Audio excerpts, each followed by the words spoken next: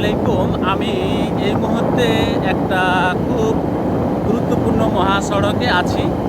এই সড়কটি সম্পর্কে আমি আপনাকে কিছুটা বলতে চাই। এটি বাংলাদেশের একটি অন্যতম সড়ক। এই সড়কের পিছনের ব্যাকগ্রাউন্ডটা আপনি দেখলে অভিভূত হবেন যে কত সুন্দর আকৃতি, গাছের আকৃতিটা আপনারা নিশ্চয় দেখতে পাচ্ছেন, সেভাবে সাজানো আছে। এটি গণপ্রজাতি বাংলাদেশ সরকারের সড়ক ও জলপথ অধিদপ্তরের মাধ্যমে হয়ে আছে। তবে এলাকার মানুষের কিছু মানে অবদান আছে, মানে এই গাছগুলাকে রক্ষণাবেক্ষণ করার জন্য।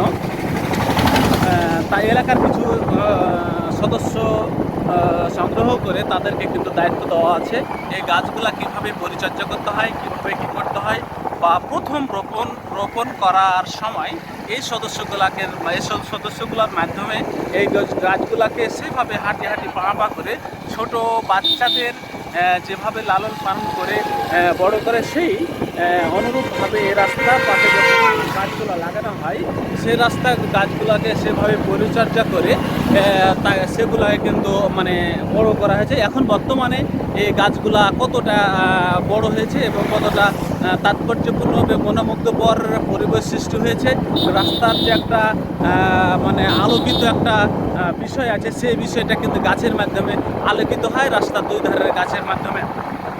আপনারা নিশ্চয়ই দেখতে পাচ্ছেন এই রাস্তাটি মূলত নওগাঁ জেলা, বাংলাদেশের রাজশাহী বিভাগের নওগাঁ জেলার নিয়তপুর উপজেলার নিয়তপুর টু ধানসুরা মহাসড়ক। এখানে